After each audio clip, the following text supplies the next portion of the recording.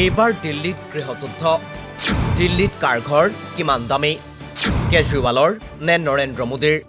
শেহতীয়াকৈ দিল্লীত নিৰ্বাচনী প্ৰচাৰ আৰম্ভ কৰিছিল প্ৰধানমন্ত্ৰী নৰেন্দ্ৰ মোদীয়ে নিৰ্বাচনী প্ৰচাৰ আৰম্ভ কৰিয়েই আপৰ মুৰব্বী অৰবিন্দ কেজৰিৱালক লক্ষ্য হিচাপে লৈছিল প্ৰধানমন্ত্ৰীগৰাকীয়ে নৰেন্দ্ৰ মোদীয়ে কৈছিল তেওঁ 4 কোটি গৃহহীনক ঘৰ দিছে কিন্তু নিজৰ নামত সজা নাই এটাও ঘৰ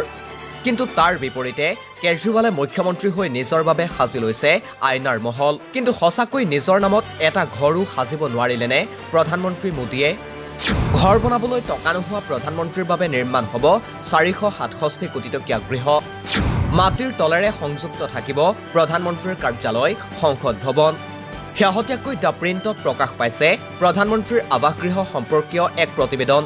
সেই অনুসৰি কেন্দ্ৰীয় চৰকাৰে দাৰাচিকো পথৰ ওচৰত এ আৰু বি ব্লকত প্ৰধানমন্ত্ৰীৰ বাবে নিৰ্মাণ কৰিবলৈ ওলাইছে এক বিশাল অট্টালিকা দক্ষিণ ব্লকৰ ওচৰত 2,26,203 বৰ্গফুটত নিৰ্মাণ কৰিবলগীয়া এই প্ৰকল্পটোৰ বাবদ ধাৰ্য কৰা হৈছে মুঠ 467 কোটি টকা এই আৱাসগৃহটোৰ গ্ৰাউণ্ড আৰু প্ৰথম মহলাত থাকিব প্ৰধানমন্ত্ৰীৰ মূল বাসগৃহ তাৰ লগতে সংলগ্ন হৈ থাকিব প্ৰধানমন্ত্ৰীৰ গৃহ কাৰ্যালয় ইনডোৰ ষ্টেডিয়াম সহায়ক কৰ্মচাৰী কোৱাৰ্টাৰ এছপিজিৰ কাৰ্যালয় আৰু অন্যান্য সুবিধা প্ৰধানমন্ত্ৰীৰ বাবে নিৰ্মাণ কৰিবলগীয়া এই আৱাসগৃহৰ তলত মাটিৰ তলেৰে সংযুক্ত হৈ থাকিব প্ৰধানমন্ত্ৰীৰ কাৰ্যালয় আৰু সংসদ ভৱন উল্লেখ্য যে বৰ্তমান প্ৰধানমন্ত্ৰীৰ বাসস্থান হৈছে 7 নং লোক কল্যাণ মাৰ্গ য'ৰ পৰা প্ৰধানমন্ত্ৰী কাৰ্যালয়লৈ দূৰত্ব প্ৰায় 3 কিলোমিটাৰ কাৰ্যালয় আৰু আৱাসগৃহৰ মাজৰ দূৰত্ব হ্ৰাস কৰিবলৈকে প্ৰধানমন্ত্ৰীৰ বাবে নিৰ্মাণ কৰিব বিচৰা হৈছে 467 কোটি মূল্যৰ নতুন আৱাসগৃহ এয়া আছিল নিজৰ বাবে ঘৰ এটা সাজিব নোৱাৰা বুলি দাবী কৰা প্ৰধানমন্ত্ৰী নৰেন্দ্ৰ মোদীৰ মানসিকতাৰ গাথা প্ৰধানমন্ত্ৰী নৰেন্দ্ৰ মোদীৰ এই মন্তব্যৰ আঁত ধৰি কঠোৰ সমালোচনা কৰিছিল আপৰ মুৰব্বী অৰবিন্দ কেজৰিৱালে যাৰ পৰিপ্ৰেক্ষিতত কেজৰিৱালৰ বাসগৃহৰ ক্ষেত্ৰতো উত্থাপন হয় প্ৰশ্ন প্ৰধানমন্ত্ৰীক সমালোচনা কৰা কেজৰিৱালৰ ঘৰ মেৰামতিৰ নামত ব্যয় 33 কোটি টকা